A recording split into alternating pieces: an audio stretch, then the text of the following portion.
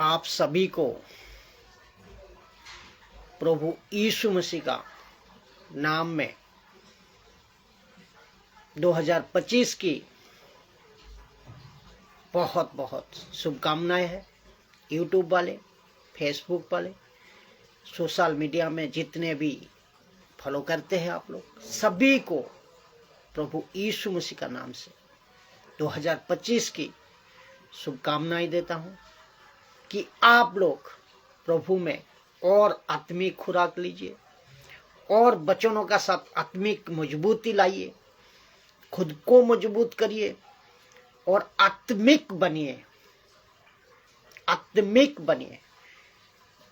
और ये प्रचार, आज का जो टॉपिक है, आज का जो विषय है, इस पर ध्यान दें, जो कि 8 बेनिफिट ऑफ प्रेयर, प्रार्थना का 8 फायदा।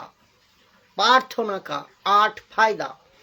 सबसे पहला जो प्रार्थना का फायदा, तो आपको प्रार्थना आपका जीवन को बदल देता है। प्रार्थना आपका जीवन को बदल देता है। जिस किसी का भी प्रार्थना यीशु के साथ एक बार जुड़ जाते हैं, जोरों से बता दूं, उसका जीवन पक्का बदलेगा। जीवन बदले का मतलब उसका नेचर, उसका बातें, उसकी स्वभाव, उसका गुस्सा, उसका प्रेम, हर चीज बदलते चला जाता है। आपको अगर माइक दे दूं, आपको अगर बोलने का मौका दे दूं, तो आप खुद कह बैठोगे कि साहब, जब मैं प्रभु में नहीं आया था, संसार में था, प्रभु को नहीं जानता था, मुझे बहुत गुस्सा आता था, बहुत गुस्सा में करते थे और झगड़ा करते थे, गालियां बकते थे, और जो काम नहीं करना होता वो काम को मैं करते थे। लेकिन जब से प्रभु में आया, जिस दिन से हम प्रभु में आया, प्रभु के साथ संगति करना शुरू किया, हमारा जीवन बदल गया। हमारा जीवन बदल गया। आपकी आदतें बदल गई, हमारा जीवन बदलते चला गया। मैं सच कह रहा हूं, मैं सच बताता हूं। जिस चीज को आप पहले बड़ी शान से करते थे, दारू पीना, सिगरेट बीड़ी, गुस्सा, झूठ बोलना, गलत काम करना, गलत वीडियो देखना, उल्टी सीधी बातें करना, ये सब जो आप बड़ी शान से करते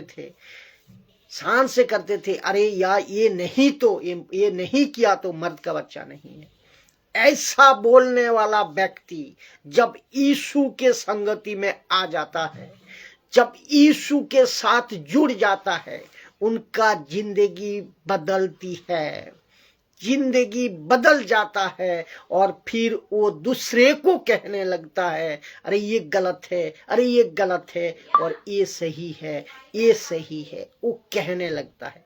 क्यों? क्योंकि वो बदल गया है। और तो जिसके चलते प्रार्थना करने वाला व्यक्ति, उसका जीवन बदल जाता है। प्रार्थना आपको जीवन बदल देता है। पहला पॉइंट। दूसरा पॉइंट, जो कि प्रार्थना आपको विजयी बनाता है, सक्सेस दिलाता है। 24 आवर्स मुंह से ऐसी बात नहीं निकलेगी, एक प्रार्थना करने वाला व्यक्ति का मुंह से, क्या उसके मुंह से नहीं निकलते कि आज कर्ज है, आज तकलीफ है, आज टेंशन है, आज पैसा नहीं है, आज ये नहीं वो नहीं। एक प्रार्थना करने वाला व्यक्ति ऐसी बातें अपने मुंह से नहीं कहेगा, नहीं निकालेगा। क्यों? प्रार्थना करने वाला व्यक्ति विजयी जीवन जीता है। विजयी जीवन, 24 आवर्स विजयी जीवन जीता है। वचन है, सुनिए साहब, इसको वहां लिखा है कि घोड़ा तैयार तो होता है युद्ध के लिए, फील्ड के लिए तैयार तो होता है, लेकिन उसको विजयी कौन बनाता है? उसको परमेश्वर विजयी देता है। क्या बात है, नहीं अद्भुत बातें हैं। तो यहोशापात क्या कहते हैं? यहोशापात क्या कहते हैं? लड़ाई परमेश्वर की है, लड़ाई हमारी नहीं। यहोशापात को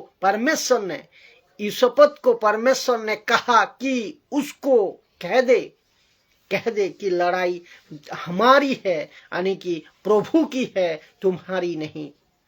दूसरे शब्दों में, जो प्रार्थना का जीवन जीता है उसको विजयी मिलती है, एक विजयी मिलती है। एक प्रार्थना करने वाला व्यक्ति अभी आपको मुंह लटका कर नहीं बात करेगा, वो कोई सुस्त का साथ बात नहीं करेगा।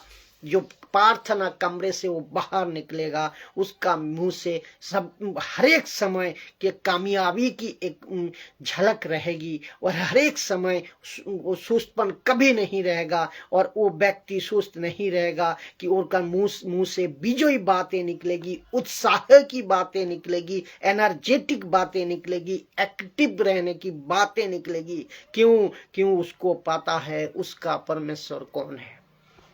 उसको पता है उसका परमेश्वर कौन है। गजब है ना।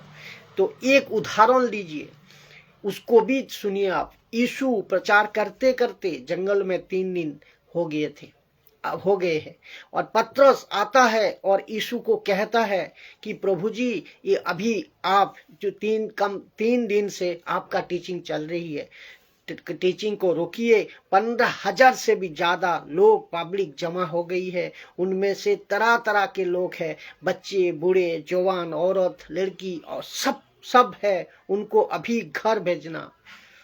आपने अगर देरी की तो क्या होगा? ये लोग चक्कर खा को गिर सकते हैं, मर भी सकते हैं। बोला क्यों? इसीलिए क्यों खाना नहीं है। बहुत ध्यान से सुनना। यीशु ने पतरस को कहा, पतरस तुम खाना खिलाओ। कौन खाना खिलाएगा? पतरस, तुम खाना खिलाओ। तो मैं अगर वहां होता पतरस के जायगा में, या आप होते पतरस का जायगा में, वहीं पे बेहोश हो गिर जाते कि प्रभु आप परमेश्वर है, प्रभु आप परमेश्वर का बेटा है। लेकिन आप जब तब चाहे कुछ भी बोल देते हैं। मतलब क्या है? मैं खाना खिलाऊं।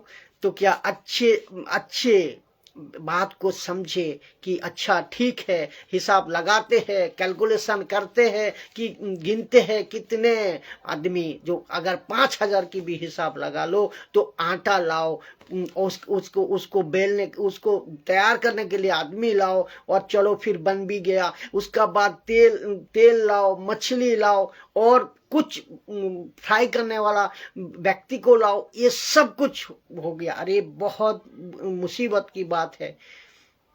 तो ये सब ऐसे जब हो रहा था, बीच में एक चेले फिलिप या एंड्रू, ये आकर कहता है कि यहाँ पे 5 रोटी और 2 मछलियां है। यीशु ने बोला बस काफी है। क्या 5,000 लोगों के लिए 5 रोटी 2 मछली काफी है? तो ये बस यीशु ने कहा बस काफी है।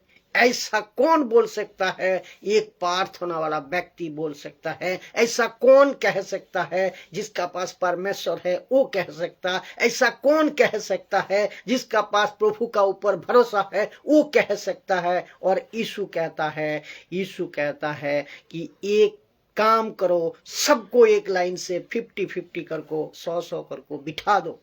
जैसे ही बिठाया, पतरस को बोला तू बांटना शुरू कर। पतरस को बोला तुम लोग इधर आओ। पतरस को बोला, चेलों को बोला तुम लोग इधर आओ, एक काम करो, बांटना शुरू करो। पतरस ने लिया रोटी और एंड्रू को दिया। जैसे एंड्रू को दिया तो जो टोकरी था 5 रोटी 2 मछली की, वो टोकरी एंड्रू के पास में पूरा भरा हुआ था, और पतरस लेकर चल रहा है, और पतरस का पास डबल हो गया। फिर एंड्रू लेकर जा रहा था। एंड्रू जब फिलिप को दिया, फिलिप के पास में पहुंची, और एंड्रू के हाथ में अभी भी टोकरी फुल है, डबल होकर हुआ है। लेकिन एंड्रू पास में जब डबल होकर है, वो ही ऐसा करते करते कितने टोकरी ऐसा करते करते 12 टोकरी, क्यों? बांटने वाले 12 थे, क्योंकि बांटने वाले 12 थे। और मैं जोरों से कहता हूं, बोलता हूं, अगर 70 भी होते ना तो प्रभु 70 टोकरी, और 120 भी होते ना 120 टोकरी, क्योंकि बांटने वाले यहां 12 थे। तो जिसके चलते एक प्रार्थना वाला व्यक्ति, कभी वो जंगल में हो, कभी वो हॉस्पिटल में हो, कभी वो बीमारी में हो, कभी कर्ज का बिल आ गया, कभी बिजली का बिल आ गया, कभी रेशन का बिल नहीं है, इस सब कुछ आपका टेबल पर पड़ा होगा, आपके मुंह से नहीं निकलेगा, क्योंकि ऐसा व्यक्ति कहता है कहां से आएगा? प्रभु तेरे पास से आएगा, प्रभु तेरे पास से आएगा। क्या बात है! तो आप प्रार्थना आपको विजयी बनाता है, प्रार्थना आपको ताकत देती है। अभी आएगी तीसरा आएगा, प्रार्थना आपको हालत बदल देता है, आपका परिस्थितियों को बदल देता है, सिचुएशन को बदल देता है, एटमॉस्फेयर को बदल देता है, आपका परिस्थिति को बदल देता है, आपका परिवेश को बदल देता है। मेरे घर में जादू टोना है, मेरे घर में रात को डर लगता है, प्रार्थना में बैठो, घर में बैठो, प्रार्थना में खुद प्रार्थना करो, खुद प्रभु से प्रार्थना करो। आपको जो परिवेश है वो एटमॉस्फेयर परिवेश को कौन बदलेगा? प्रार्थना ही आपको परमेश्वर बदलेगा। तो पति पत्नी है घर में, प्रार्थना करो, बच्चे है प्रार्थना करो, बुजुर्ग है प्रार्थना करो। भाई आप प्रार्थना का आदत को डालो, और प्रार्थना आपका हालत को बदल देता है। एक उदाहरण है आपको दूं कि याद आया कि क्या बोली थी मर्था कि अगर आप यहाँ होते तो मेरा भाई नहीं मरता, अगर आप प्रभु यहाँ होते मेरा भाई नहीं मरता। यीशु ने कहा तेरे भाई अभी भी जिंदा है, होगा, अभी भी जिंदा है, वो मरा नहीं है। तो इसका मतलब है यीशु जहाँ पे है हालत बदलता है, यीशु खड़ा है तो हालत बदल जाता है। यीशु है, आंधी तूफान में चल रही है। पतरस और चेलो कहते हैं प्रभु क्या तुझे चिंता नहीं है? यीशु जाकर जगाया प्रभु को, और यीशु जग गया, हालत बदल गया, आंधी तूफान रुक गई, हालत बदल गया। वो व्यक्ति जो पड़ा था, जिसको कहते हैं जिसका अंदर 6000 दुष्ट आत्माएं की थी, वहां यीशु नहीं था, लेकिन जब यीशु आया, यीशु जब पहुंचा, हालत बदल गई, हालत उसका बदल गया। प्रार्थना आपका हालत बदलता है, प्रार्थना आपका हालत बदलता है। और क्या आप सभी को मैं कहना चाहता हूं कि प्रार्थना का आप जीवन शुरू करो, प्रार्थना का जीवन शुरू करो। आप घर की हालत को बदलो, आपकी हालत को बदलो, परिवेश की बदलो, दुनिया की हालत की बदलाओ। प्रार्थना करो सबके लिए, खुद के लिए, दुनिया के लिए, घर के लिए, परिवेश के लिए, देश के लिए, पड़ोसी के लिए, हर एक किसी के लिए प्रार्थना करो। चौथा, प्रार्थना आपको हिम्मत देता है। बहुत गजब की बात है। आपको क्या कहा मूसा की, जो आपको एक बात बताऊं कि मूसा को जो नौकर था यहोशू 1:15 में आगे उसको कहा था कि बी बोल्ड, हिम्मत रख। बोला क्यों नहीं? बोला है कि तुझे नहीं पता कि तू वही है जो कि निर्गमन की किताब 33 अध्याय 11 में मूसा जाता है, प्रार्थना करता है, लेकिन उसके बाद वो लौट कर आता है। लेकिन जो यहोशू था, जो कभी कभी तंबू से बाहर नहीं निकलता था, जो वहां बैठे रहता था, प्रार्थना करता था, परमेश्वर कहा कि बेटा तू प्रार्थना करने वाले व्यक्ति, तेरे को हिम्मत नहीं हारनी है, तुझे हिम्मत रखनी है, तेरे में हिम्मत होना चाहिए। एक प्रार्थना बड़ा व्यक्ति कभी कभी हिम्मत नहीं हारता। लिखा है प्रार्थना आपको हिम्मत देता है, प्रार्थना आपको हिम्मत देता है। आप वीक हो, आपको एनर्जी चाहिए, बैठो प्रभु का पास। आप घुटने पे बैठो, बिस्तर पे बैठो, घर पे बैठो, प्रार्थना करो कि प्रभु मेरी हिम्मत चली गई और मैं क्या करूं। प्रभु बोलता बेटा प्रार्थना कर। तो बेस्ट आइडिया, बेस्ट तरीका, आप खुद प्रार्थना करें, खुद बैठे घुटने पे, खुद प्रभु पे मांगे, खुद प्रभु से प्रार्थना करें। प्रार्थना हमेशा करो, उसकी आदत को डालो। ऐसा हो सकता है आज यूट्यूब फेसबुक में वीडियो मिल रही है सही शिक्षा खरी शिक्षा का, लेकिन एक दिन नहीं मिलेगा। यूट्यूब फेसबुक ये सब नहीं रहेंगे, तब आप क्या करोगे? तब आपको इसीलिए आज से आदत डालो, अभी से आदत डालो, प्रार्थना का जिंदगी बनाओ अपने अंदर। आप खुद प्रार्थना में बैठो, आप जैसे सही लगे ऐसा करो। तो 24 आवर यीशु मसीह 24 आवर परमेश्वर की संगति और उस आपके साथ रहते हैं। ये यूट्यूब रहे, प्रचारक रहे ना रहे, परमेश्वर आपका साथ 24 आवर्स उपलब्ध है। आप प्रार्थना करें, डायरेक्ट प्रार्थना में बैठ जाओ, हिम्मत मिलेगी आपको। सच बता रहा हूं, हिम्मत मिलेगी। जो हिम्मत मिलेगी, एक ही आदत इसको डालो, एक ही जरिया बनाओ, प्रार्थना का आदत डालो।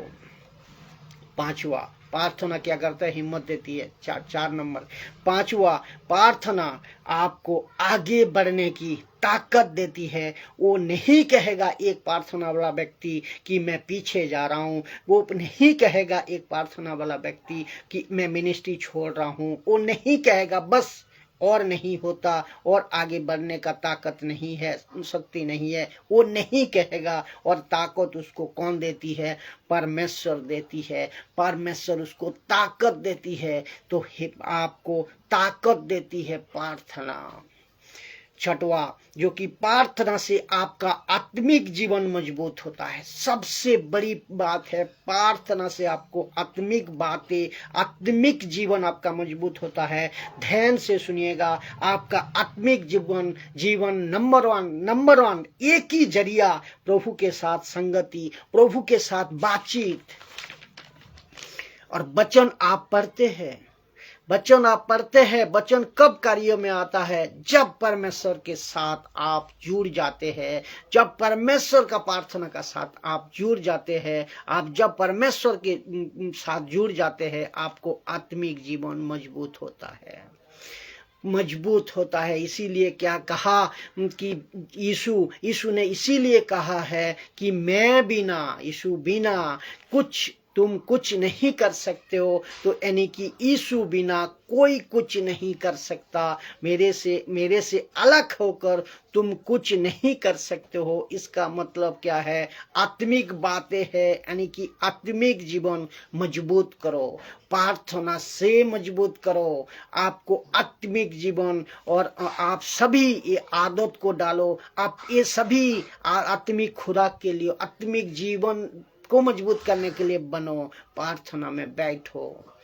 सातवां, प्रार्थना से शैतान के बंधन टूटते हैं। जिसका आत्मिक जीवन सही होगा, मजबूत होगा ना, वो प्रार्थना से क्या करता है? शैतान को बंधन को तोड़ता है, शैतान को बंधन को नाश करता है, उन्हें शैतान के बंधन से वो टूटता है। आप प्रार्थना करते हैं, जादू टोना टूटता है। आप प्रार्थना करते हैं, दुष्ट आत्मा निकल जाते हैं। आप प्रार्थना करते हैं, शैतान का बंधन को तोड़ते हैं। क्योंकि प्रार्थना क्या है?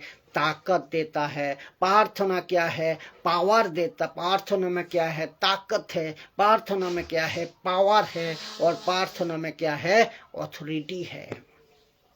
तो ये आपको साथ प्रार्थना का मतलब, आपके साथ प्रार्थना का मतलब, आप साथ परमेश्वर का साथ प्रार्थना करने का मतलब, आप शैतान का बंधन को तोड़ते हो। लिखा है शैतान का बंधन टूटता है। और 8वां है कि प्रार्थना से शैतान की योजना को आप नाश किया कर सकते हो, शैतान की योजना को नाश कर सकते हो, जो हो जा सकते हैं, नाश हो जा सकते हैं। लिखा है कि बंधन टूटते हैं, और जिसमें आप शैतान की युक्तियों की गड़बड़ी जो पैदा करते हैं उसको आप कैंसिल कर सकते हो, उसको खंडन कर सकते हो। और खुद की भाषा में प्रार्थना, नॉट जिब्रिश, खुद की भाषा में, अपने अपने भाषा में प्रार्थना करना। प्रार्थना आपको ये 8 प्रकार फायदा दिलाती है, और भी बहुत है, लेकिन इसको आप समझें और खूब शेयर करें। और हर एक किसी को कहता हूं, अपना आत्मिक जीवन को मजबूत करिए और प्रार्थना में बैठे। जय मसीह की।